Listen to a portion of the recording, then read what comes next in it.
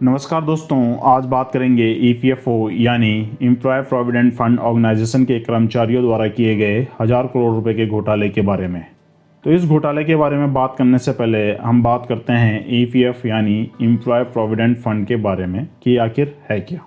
Suppose करो कि आप जो है किसी ऑर्गेनाइजेशन के अंदर काम कर रहे हो और उस ऑर्गेनाइजेशन में जो है 20 आदमी से अधिक काम कर रहे हैं।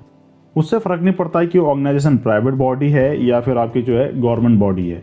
उस ऑर्गेनाइजेशन की रिस्पॉन्सिबिलिटी बनती है कि अगर उस ऑर्गेनाइजेशन में 20 से अधिक आदमी काम कर रहे हैं तो उन एम्प्लॉय के लिए वो जो है ईपीएफ अकाउंट जो है जनरेट करे और उस ईपीएफ अकाउंट में जो है एम्प्लॉय का जो बेसिक सैलरी प्लस डीए है उसका 12% उसमें कंट्रीब्यूट करेगा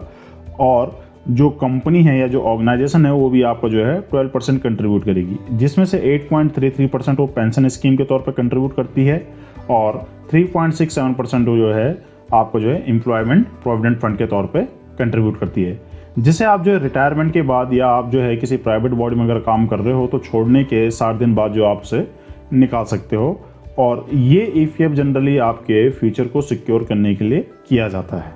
जिससे कि आप जो है अपने फ्यूचर में इसका इस्तेमाल कर सकूं।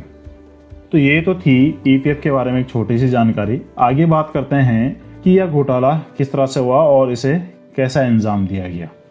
यह घोटाला मुंबई के कांदिवली एरिया में स्थित ईपीएफओ यानी employees provident fund organisation office में पोस्टेड सोशल सिक्योरिटी ऑफिसर्स द्वारा किया गया था और इन ऑफिसर्स ने उन कर्मचारियों को टारगेट किया जो कर्मचारी ऐसी कंपनियों में काम कर रहे थे जो कि बैंकरप्टेड हो चुकी थी,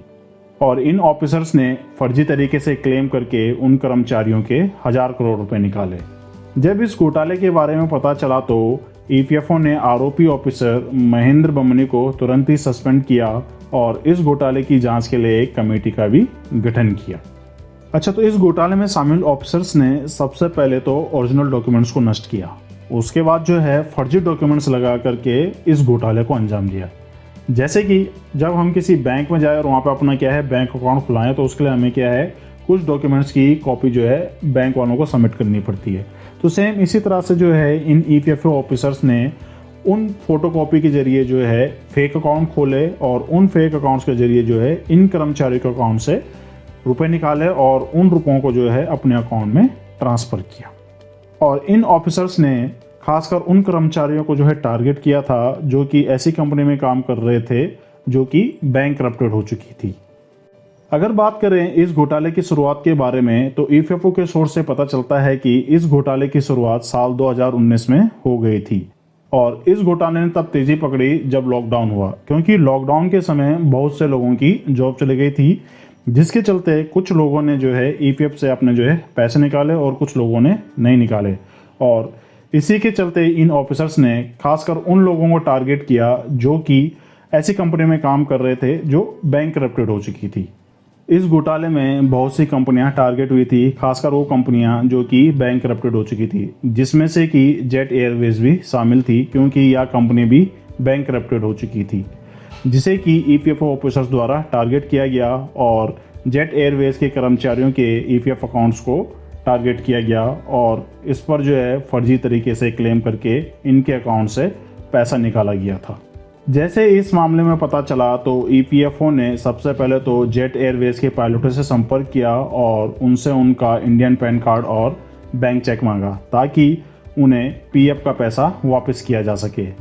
इसके अलावा ईपीएफओ ने विदेशी पायलटों से भी संपर्क किया और उनसे उनकी आइडिया मांगी ताकि उन्हें भी उनका पैसा वापस दिया जा सके। ईपीएफओ के सेंट्रल बोर्ड ऑफ ट्रस्ट के मेंबर प्रभाकर बानासुने का मानना है कि यह करीबन 1000 करोड़ रुपए का नुकसान हुआ है, जिसमें ईपीएफओ के पूरे मामले की जांच के लिए सख्ती दिखाई जा रही है।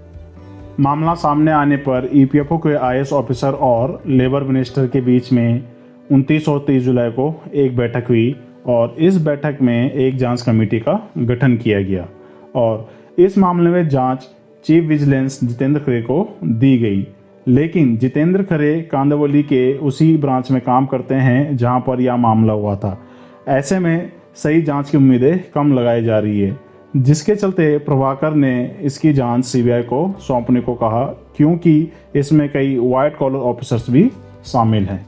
तो दोस्तों ये तो था EPFO घोटाला, जो कि 1000 करोड़ रुपए से भी अधिक का है। तो आपके इस घोटाले पर क्या राय है, आप हमें कमेंट कर अवश्य बताएं और वीडियो को अंत तक देखने के लिए धन्यवाद।